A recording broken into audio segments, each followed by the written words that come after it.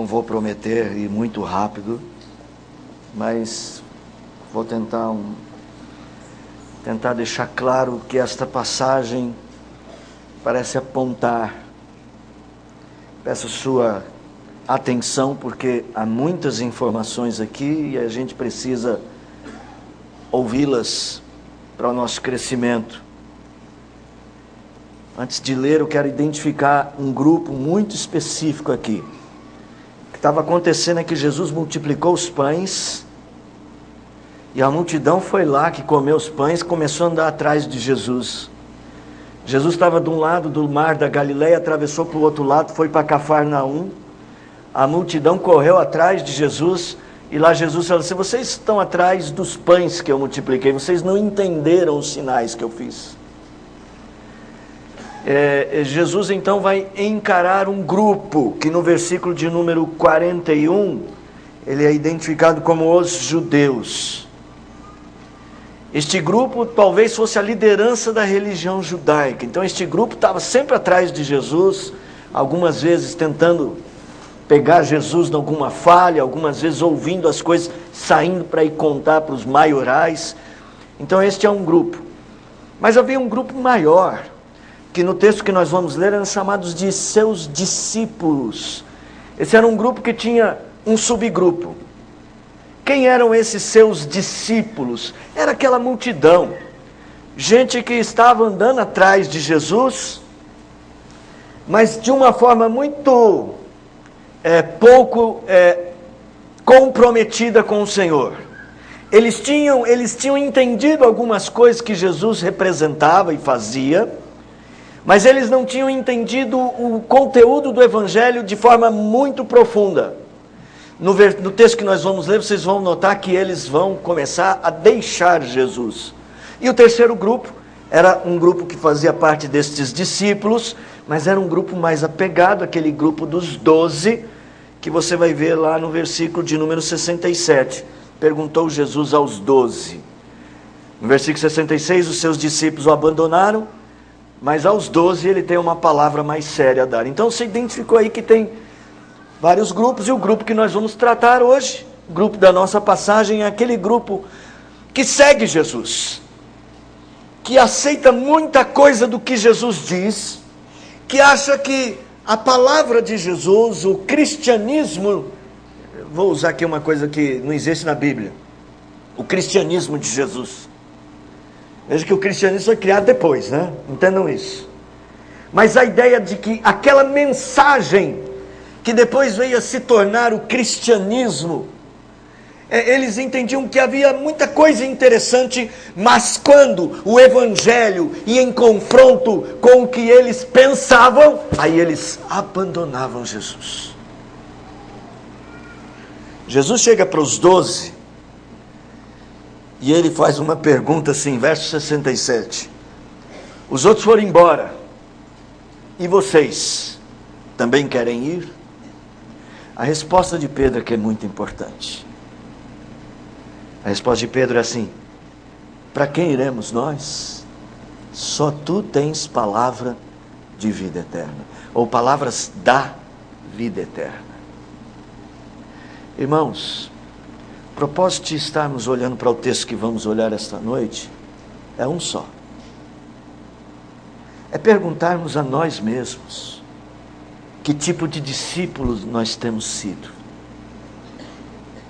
Se nós também somos daqueles que seguem Jesus por conveniência, só de vez em quando, só no que interessa, ou se estamos mesmo dispostos a dizer não para nós mesmos e seguirmos Jesus mesmo quando a estrada for apertada, quando o custo for alto, quando o preço a se pagar exigir de você algo extraordinário.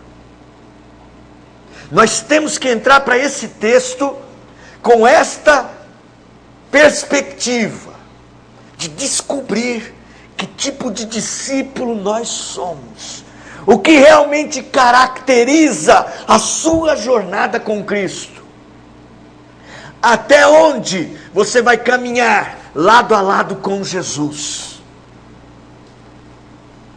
Até onde você caminha com Jesus? E onde é o momento que você o abandona? Pedro disse assim: Senhor, o pastor Abel pregou há muito tempo atrás, nunca esqueci o sermão em que ele falava assim, que Pedro também queria dizer: nós queremos ir embora, mas para quem iremos nós? Só o Senhor tem a palavra da vida eterna.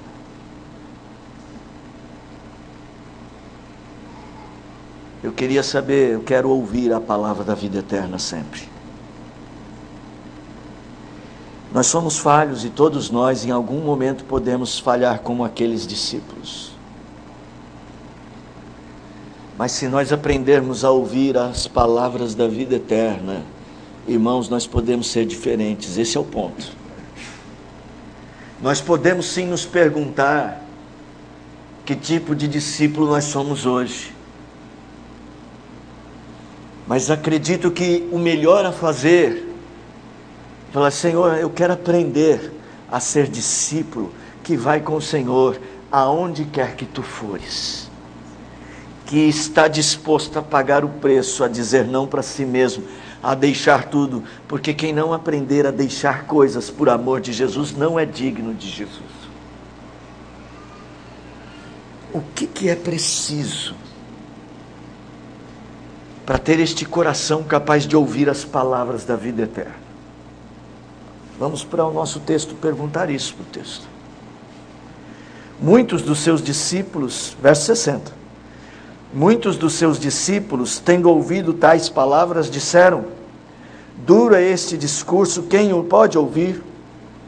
Mas Jesus, sabendo de si mesmo que eles murmuravam a respeito de suas palavras, interpelou-os: isto vos escandaliza? Que será, pois, se virdes o Filho do Homem subir para o lugar onde primeiro estava? O Espírito é o que vivifica, a carne para nada aproveita. As palavras que eu vos tenho dito são Espírito e são vida. Contudo, há descrentes entre vós, pois Jesus sabia, desde o princípio, quais eram os que não criam e quem o havia de trair. E prosseguiu: por causa disso é que vos tenho dito, ninguém poderá vir a mim, se pelo Pai não lhe for concedido. Irmãos, vamos caminhar, correr e tentar entender algumas coisas. Primeiro, que palavras eram estas que estavam escandalizando os discípulos? Eu coloquei no boletim para facilitar. Depois você dá uma lida. Jesus chegou para eles e falou assim: quem comer da minha carne e beber do meu sangue, quem não comer da minha carne e não beber do meu sangue, não pode ter a vida eterna. Ao contrário, quem comer da minha carne e beber do meu sangue, tem a vida eterna, e eu ressuscitarei no último dia. Porque a minha carne é a verdadeira comida e o meu sangue é a verdadeira bebida. Quem comer a minha carne e beber o meu sangue, permanece em mim e eu nele. Quando eles ouviram esta palavra, eles não compreenderam ela completamente, e a perspectiva deles começou a se tornar meio duvidosa. Eles estavam entendendo Jesus errado. Aí na mensagem do boletim eu vou tentar resumir, porque não dá muito tempo da gente dizer o que essas coisas significam. Mas quando Jesus propôs a sua carne e o seu sangue como alimento, o que Jesus estava propondo era que eles começassem a fazer o que ele ensinava como um modelo de vida. Deixa eu ver se o problema está no meu microfone, que está muito baixo aqui. Subi o microfone, obrigado pela dica. Veja, Jesus está dizendo assim: comer a minha carne e beber o meu sangue não é exatamente vir aqui dar uma mordida no meu braço, gente. Veja que quando Pedro respondeu, a resposta de Pedro dá nosso entendimento, dá o entendimento correto. Pedro tinha entendido. Pedro chega e fala assim: Senhor, isso que o Senhor está dizendo é palavra de vida ou da vida eterna. Eles não tinham compreendido, eles entenderam o discurso de Jesus de uma perspectiva inferior, tão somente material, como eles haviam entendido o milagre dos pães. O milagre dos pães, eles falaram: vamos pôr Jesus como nosso rei, porque aí não vai faltar, ele vai colocar pão na mesa de todo mundo, é só vir de manhã aqui, ele multiplica, é o bolsa, pão e peixe. Jesus faz isso. Sabe, irmãos, nós precisamos entender que a mensagem do Evangelho que a nós é pregada É uma mensagem que nos é dado num patamar, numa visão superior. Irmãos, nós precisamos entender que Jesus prega um reino que é superior. Se queremos ouvir palavras de vida eterna, precisamos estar preparados para isso. Eu vou falar mais disso já já. A primeira coisa que eu gostaria de destacar nos 2 primeiros versículos, 60 e 61, é que esta mensagem, que está num plano de quem olha as coisas de um outro patamar, esta palavra de vida eterna, se queremos ouvi-la,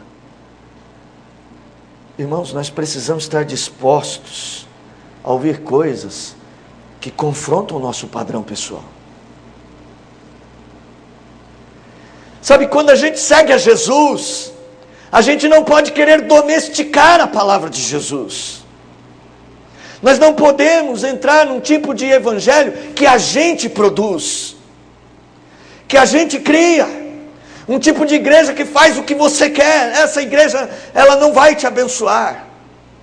Ela precisa ser uma igreja conforme a palavra de Jesus. Ela precisa te dizer o que é a verdade. Irmãos, nós precisamos fugir do tipo de evangelho que prega só o que nós queremos ouvir. Nós precisamos, se queremos ouvir as palavras de vida eterna, estar dispostos a ouvir coisas que confrontem o nosso padrão pessoal. Há muita coisa que Jesus disse que todo mundo concordava.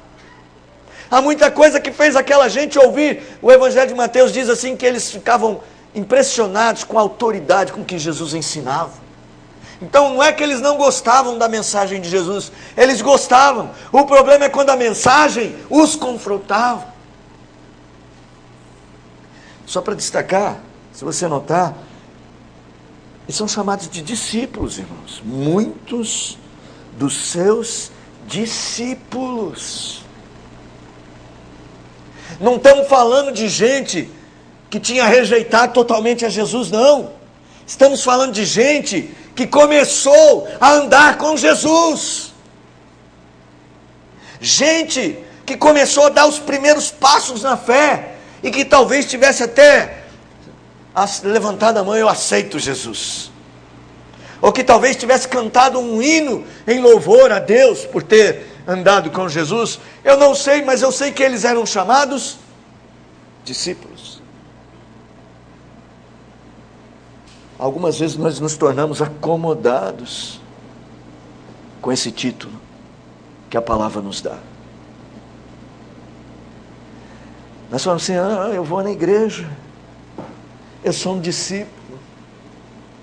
Você é um discípulo? Eu faço a oração do Pai Nosso. Sabe, eu sei até algumas coisas mais que os outros. Eu sei o credo apostólico, decor. Eu fiz classe de catecúmenos com o presbítero Cláudio. Eu sou um discípulo. Irmãos, quando João diz muitos dos seus discípulos, olha essa repetição no verso de número 66. À vista disso, muitos dos seus discípulos o abandonaram e já não andavam com ele. Isso é muito sério. Eu fico pensando que tipo de discípulo nós somos. Até onde nós vamos andar com Jesus? Qual é o limite para ser discípulo?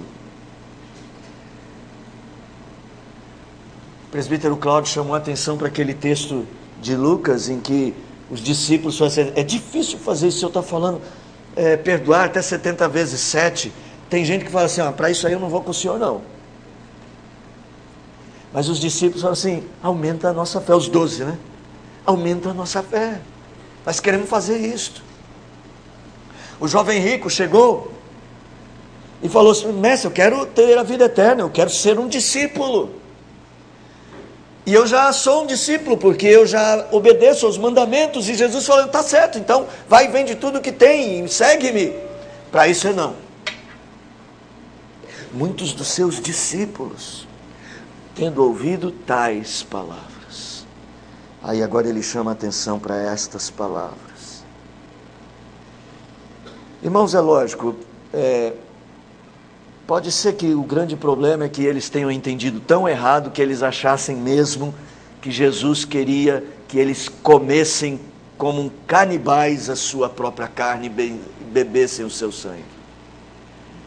Mas é que eles estavam tão impedidos, nós vamos ver já já, de entender esta mensagem, que eles não conseguiram observar que estas palavras, elas tinham interesse de um patamar mais elevado. É assim que acontece. Quando a gente fala certas coisas da palavra, ela bate e volta no seu coração e você diz, isso aí eu não sei não. Aí eu não vou. O jovem rico foi mais ou menos isso. Que isso? Jogar tudo fora o que eu conquistei por muitos anos para ter a Cristo. O apóstolo Paulo disse o seguinte sobre isto: considerei tudo lixo para ter Cristo. Convicções, muitas vezes, são o lixo que a gente abraça em detrimento de Cristo. Entenda isto. Você pode ter lindas convicções sobre a vida, mas muitas vezes elas são o lixo que te afasta de Jesus. Elas podem ser importantes, preciosas, politicamente, educacionalmente, de muitas formas. Mas quando elas forem mais importantes que Jesus, se tornam em lixo. É assim que o apóstolo Paulo diz. Considerei tudo lixo. Ele não fala bem lixo, gente. Ele fala algo bem pior. Sabe, se nós não estivermos prontos para ouvir coisas que confrontam o nosso modo de pensar, jamais ouviremos as palavras de vida eterna. Por que é tão difícil entender isto? Por que às vezes nós somos tão cabeças duras para entender isto? Eu tenho uma resposta, mas só vou dar ela já já. Hoje eu estou tudo no já já. É para você ficar acordado até chegar o já. Veja como Jesus tratou isto no verso 61. Bom, eles disseram, dura este discurso. E Jesus diz, sabendo por si mesmo que eles murmuravam a respeito de suas palavras, interpelou-os. Isto vos escandaliza? O termo escândalos é um termo grego. Escreve com letras gregas, mas exatamente assim como em português, escândalo, só que sem o E na frente, com S. Seria, com signo. Irmãos, a palavra escândalo é assim, isso afasta vocês de mim? Não é escandaliza, fiquei horrorizado, fiquei escandalizado. Assim, isso impede que você venha comigo? A dureza do meu discurso? O fato de Deus, por meio de sua palavra, exigir coisas de você, afasta você de Deus? O povo de Israel era assim. Tinha coisas que Deus exigia do povo de Israel, que o povo de Israel falava assim, não, desse jeito não dá. Lá em Miqueias, capítulo de número 6, eles chegam a brincar com as exigências de Deus, dizendo assim, nossa, Deus nunca está satisfeito, vamos dar um rio de azeite de oferta pelo Senhor. Deus pedia ofertas de azeite, ofertas de animais. Diz, então vamos dar milhares de carneiros para o Senhor, porque Ele nunca está satisfeito. Irmão, precisamos de mudança no ponto focal do nosso ego. Nós não somos os senhores e Deus é o servo. Ele é o Senhor e nós é que somos servos.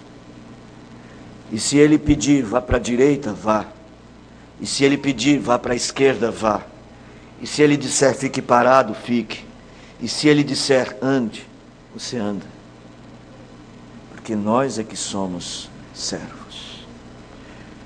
Para ouvir palavras de vida eterna, precisamos estar dispostos a ouvir coisas que confrontam o nosso padrão pessoal. Isso é ter coragem. Talvez seja por isso que Deus exigiu muita coragem de Josué para fazer tudo conforme está escrito no livro da lei e dele não se desviar nem para a direita, nem para a esquerda. Tem muito discípulo que se coloca na posição de julgador da palavra de Jesus. Quer assumir o controle. Ele quer um reino de Jesus Cristo à sua semelhança. Constrói as coisas de Deus segundo o seu próprio coração. Esses tais não seguem a Jesus, seguem a si mesmos. Podem parecer discípulos, mas não vão pagar o preço nunca, porque não vão ouvir as palavras de vida eterna. Isso é muito sério. Mas vamos em frente. Vamos em frente. No verso de número 62, completando esse pensamento, veja só, Jesus disse assim: isso escandaliza vocês? Isso vos escandaliza? Que será, pois, se virdes o Filho do Homem subir para o lugar onde primeiro estava? O Espírito é o que vivifica, a carne para nada aproveita. As palavras que vos tenho dito são Espírito e são vida. Antes de falar desses versículos, queria voltar um pouquinho nos capítulos anteriores. Não, no próprio capítulo, nos versículos anteriores. E ver que Jesus insistiu em dizer o seguinte, que ele, Jesus, ele veio do céu. Olha no capítulo 6, verso de número 33, porque o pão do céu é o que desce, o pão de Deus é o que desce do céu e dá vida ao mundo. Aí eles falam: Senhor, dá-nos sempre deste pão. Aí Jesus declarou: eu sou o pão da vida. Jesus insistia, e João entendeu essa insistência.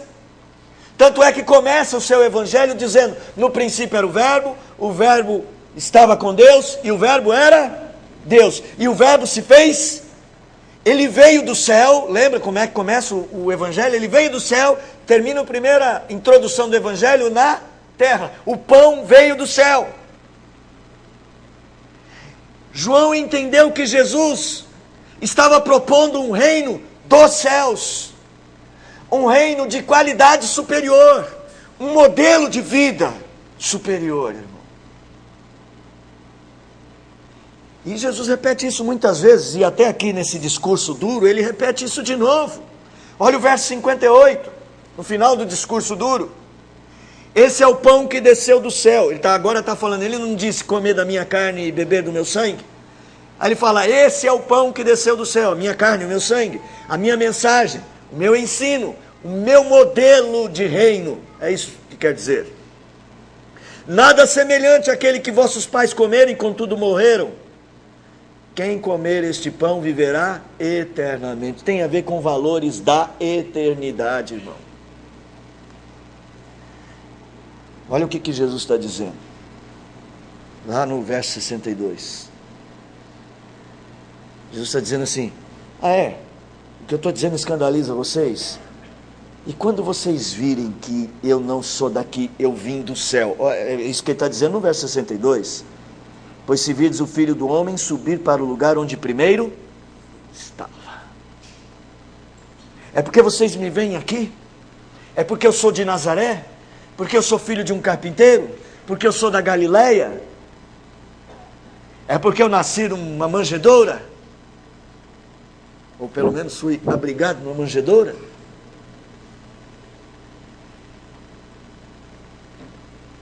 O que vocês vão dizer quando perceberem que, de fato, eu não sou daqui, eu vim do céu? Irmão, eu quero fazer a afirmação de que, se você quer ouvir palavras de vida eterna, você precisa considerar o fato de que viver para Cristo é viver num modelo superior. Sua vida não pode ser igual a das pessoas que nada tem a ver com Deus.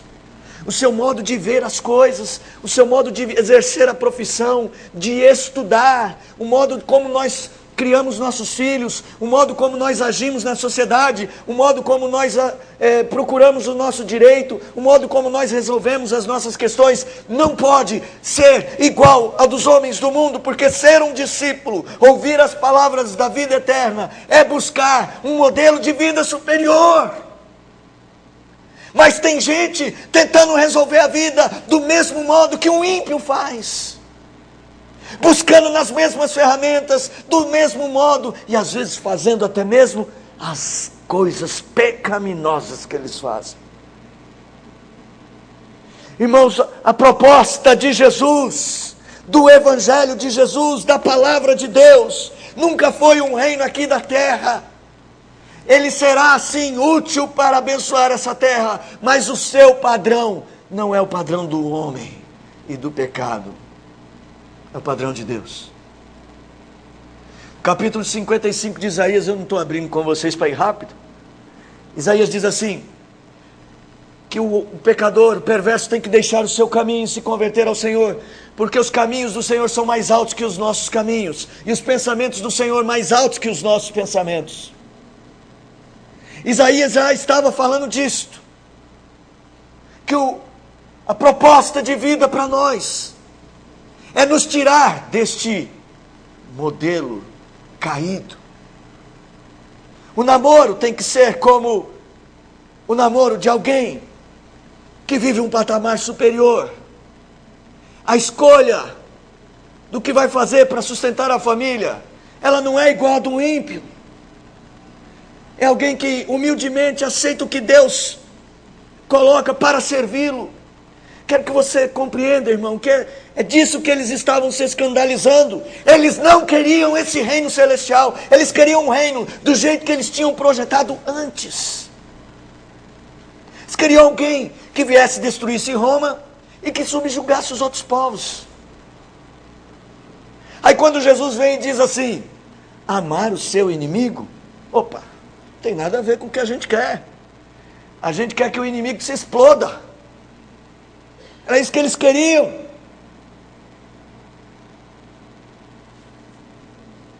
Aí Jesus fala assim, olha como Jesus agora vai conduzir o seu discurso com eles, essa repreensão. Mas assim, o Espírito é o que vivifica, a carne para nada aproveita. As palavras que eu vos tenho dito são Espírito e são vida. Ele está fazendo justamente essa comparação. Eles queriam o pão que você come, amanhã precisa de mais. E Jesus queria dar o pão do céu. Jesus fala, essas coisas que passam não tem proveito algum. É nesse sentido que o termo carne está sendo usado aqui.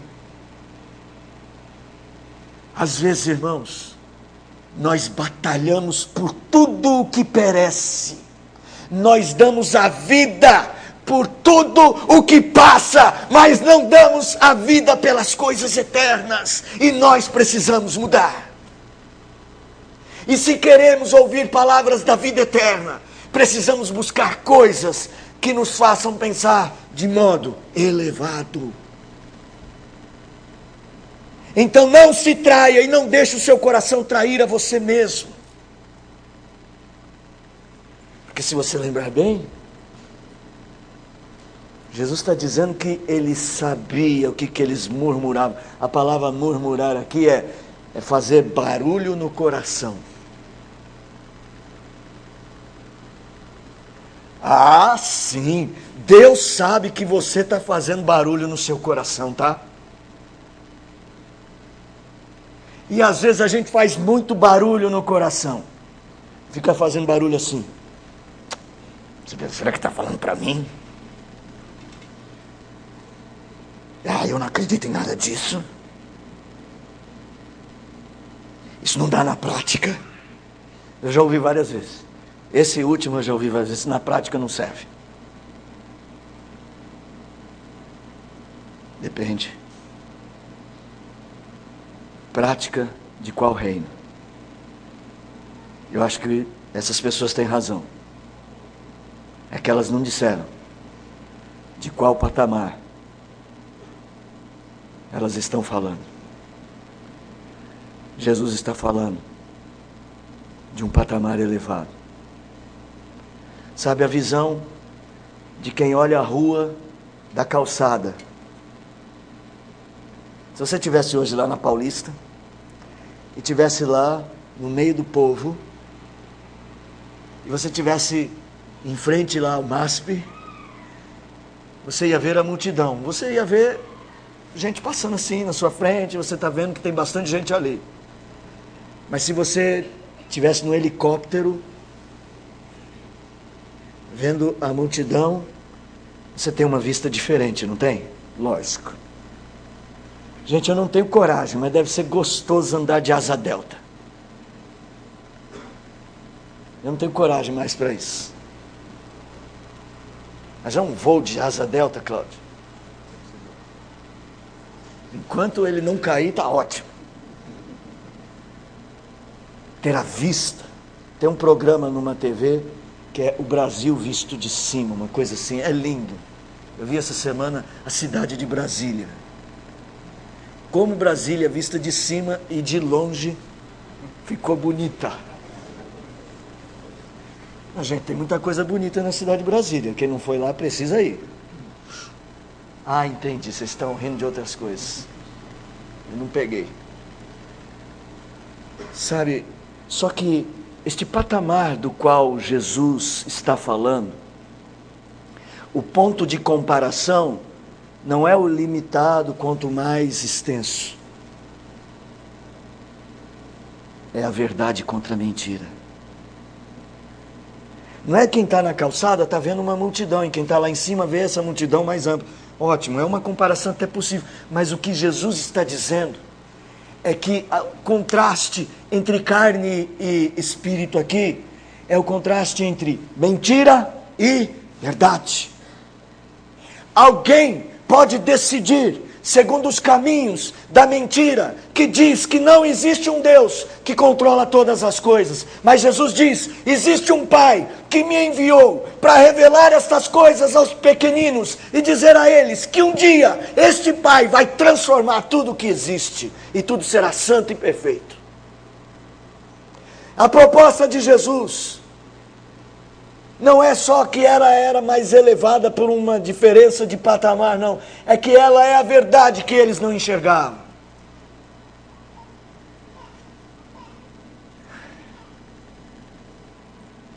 Meu irmão, você precisa ter discernimento do que realmente significa a nossa fé, baseada na palavra de Deus. Ela é uma proposta que visa um padrão superior. E isso deveria ser parte integrante da nossa preocupação todos os dias. Como será viver no padrão superior de Deus diante dessa situação? Como eu devo criar minha família no padrão de Deus? Como eu devo conduzir meu casamento? Como eu devo me relacionar com o vizinho? Tinha de ser a nossa preocupação. Isso é comer da carne de Cristo, isso é beber do seu sangue, isso é viver segundo a palavra. Enquanto estivermos desprezando esta palavra, não ouviremos palavras da vida eterna. Mesmo que você ouça o mesmo sermão, ele será para você como algo tão passageiro, colocado no seu coração e vai morrer logo. Eu digo otimistamente que um sermão ouvido por quem não ouve a palavra da vida eterna, morre na terça-feira.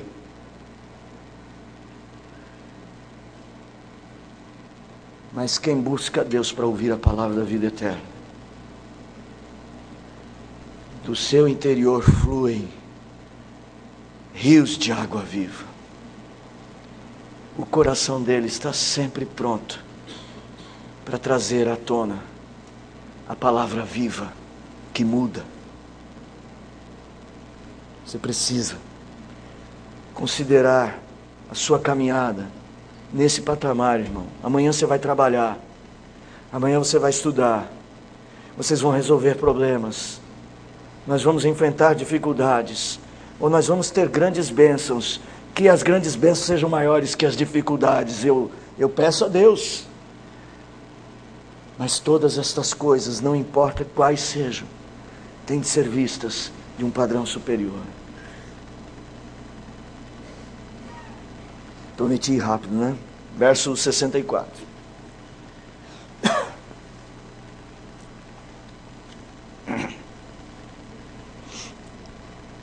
Jesus olha para eles. Contudo, há descrentes entre vós. Há descrentes. Entre os discípulos há descrentes. Pessoas sem fé. Apisteos. Gente que não consegue crer. Gente que tinha entendido coisas do Evangelho e aceitava, mas não tinha fé. Porque fé é dom de Deus. Não é fruto só da minha capacidade de produzir entendimento. E é isso que Jesus vai dizer. Contudo, há descrentes entre vós, pois Jesus sabia desde o princípio quais eram os que não criam e quem o havia de trair, e prosseguiu. Por causa disso é que vos tenho dito: ninguém poderá vir a mim, se pelo Pai não lhe for concedido. Ele disse mesmo. Versículo de número 32, versículo de número 37, melhor. Todo aquele que o Pai me dá, esse vem a mim. O que vem a mim, de modo algum o lançarei fora. Eu preguei um sermão nesse trecho aqui, era a última parte do sermão, que eu disse: aqui nós estamos falando da graça. Ouvir as palavras de vida eterna é obra da graça. Não é uma estratégia do pastor para ensinar direitinho as palavras da vida eterna para os irmãos. Não é uma capacidade sua de fazer anotações que vai lhe conferir a graça. Ó, gente, eu não sou contra anotações, ao contrário, por favor. Mas não adianta você ir para casa e falar: eu sou discípulo. Por quê? Eu tenho todas as anotações dos sermões dos últimos 10 anos do pastor Maurício. Esse é pior ainda, né? Assim, irmão, Jesus está dizendo o que aqui? Que eles eram descrentes, porque não tinham sido alcançados pela graça. Irmãos, não é apenas uma rejeição. Não é que eles haviam apenas rejeitado Jesus. Eles estavam sendo preteridos e rejeitados pelo Pai. E às vezes as pessoas não entendem a seriedade disto. Nós não podemos brincar de ser discípulos. Não é uma escolha nossa. Essa questão, sei lá, qualquer dia eu vou ser assim mais. Isso é sinal de falta da graça. Falta de fome de Deus. Mas foi uma mensagem que o pastor Marcos escreveu no boletim outro dia desse, sobre ter fome de Deus. Aliás, um livro que eu recomendo a vocês, Fome de Deus, John Piper. Tá certo que lá ele trata com outras coisas, mas vai ajudar muito você a entender isso. Mas e aí, pastor? Eu quero que você entenda por que esta repreensão está aqui no Evangelho de João. Se ela é negativa, e se ela tira de nós qualquer poder, se ela rouba a decisão das nossas mãos, o Pai não me deu, então e aí? O que eu faço? João disse que tudo o que ele escreveu sobre Jesus tinha como propósito produzir em você um coração cheio de fé. E uma das maneiras de começar a ouvir as palavras da vida eterna, irmão, é buscar um coração quebrantado por Deus. Jesus ensinou Batei, pedi e dar-se-vos-á. Buscai e achareis. Batei e abre-se-vos-á. Todo o que pede recebe, todo o que procura acha, e todo o que bate, a ele não, vai ficar redondo, abrir-se-lhe-á, diz a Bíblia. Busque. Seja humilde. Pastor, o meu coração não está conseguindo ouvir as palavras de vida eterna. Eu não estou conseguindo transpor as barreiras que estão me impedindo. Eu fico tão apegado a certas coisas, eu não sei o que está acontecendo. Na verdade eu sei, é ainda uma lei do pecado que age em mim. Eu me apego demais a tudo que é imediato.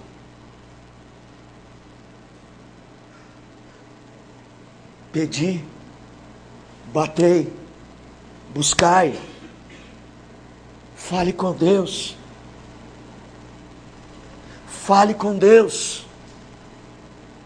O próprio Senhor Jesus Cristo disse que nós somos pais, muitas vezes, e pecadores, mas sabemos dar boas coisas aos nossos filhos. Muito mais o nosso Pai Celestial nos dará o Espírito, se nós pedirmos. Às vezes, irmãos, nós só precisamos encarar o fato de que usamos o rótulo de discípulo apenas como rótulo. Mas não andamos no degrau, na altura do reino glorioso de Jesus. Mas nós podemos pedir. Eles eram descrentes, porque não havia a ação da graça no coração deles. Mas quando João escreve o Evangelho, ele disse que o verbo de Deus que se fez carne era cheio de graça e de verdade. Graça abundante, graça maravilhosa. Meninos e meninas, eu sei que vocês estão estudando muito ou estudaram muito. Tomem cuidado, que vocês aprendam a colocar isto a serviço de Deus. Mas para vocês fazerem isto, vocês precisam de graça. Cada etapa da vida de vocês, andar num patamar superior, onde vocês se tornam o menor, que é o que a Bíblia diz. Acabei de me formar em pós, ultra doutorado, hiper mega doutorado em estudos superiores da superioridade do superior.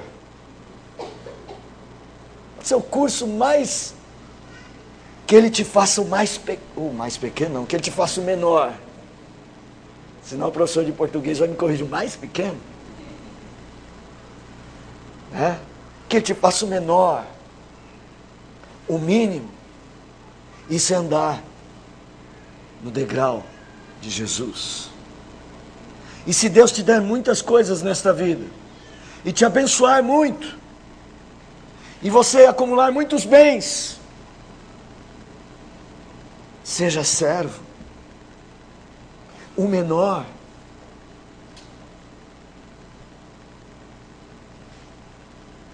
E se Deus te der muita sabedoria e capacidade de entender verdades da Bíblia, sirva, seja o menor. E se Ele te der uma bela voz, não igual a minha, e você puder impressionar as pessoas, faça isso para a glória de Deus, para servir. E se Deus te der uma família, cria ela para Deus. Se Deus te der filhos, cria esses filhos para Deus. Se Deus te der qualquer coisa, lembre-se que tudo que você tem é de Deus.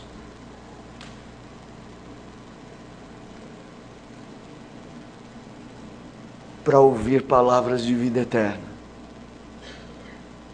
nós precisamos de coração quebrantado. Precisamos da graça.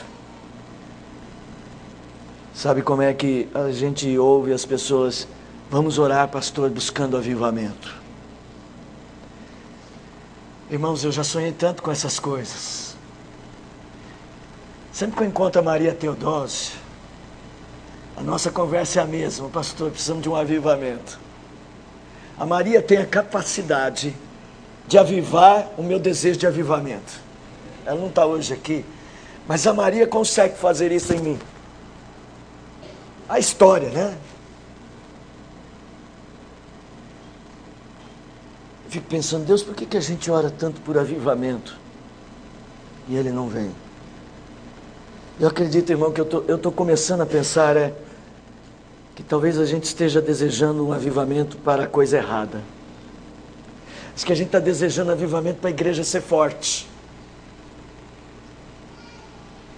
Eu acho que a gente deveria desejar um avivamento para uma coisa mais simples, para sermos santos,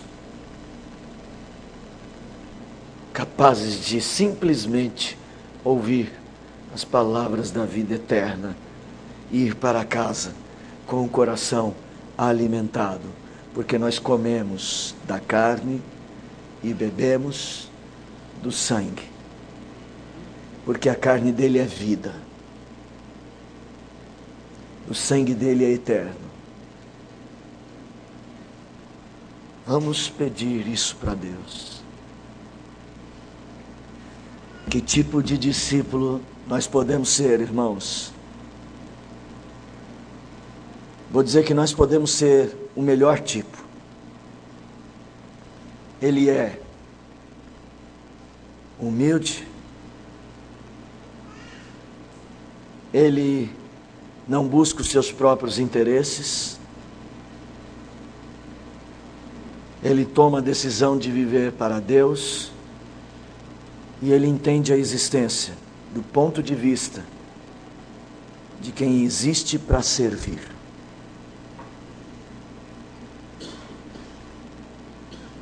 A força deste discípulo é o seu mestre e não o seu braço. Aquele que vive pelos séculos dos séculos, ao Senhor da vida, da existência e de tudo que há, a Ele entregamos, sim, a nossa adoração e queremos que ela seja contínua, de todas as coisas, de tudo que somos. Dá-nos, Senhor, este coração, dá-nos, Senhor, esta fé, derrama a Tua graça sobre nós e quebranta-nos. Faça-nos andar, ó Pai bendito, altaneiramente, de forma a perceber os Teus juízos, de forma a andar o reto caminho com Jesus até o fim. Se cobrares um preço de nós, que só possamos pagar com a vida, que tenhamos a fé e a coragem para fazer.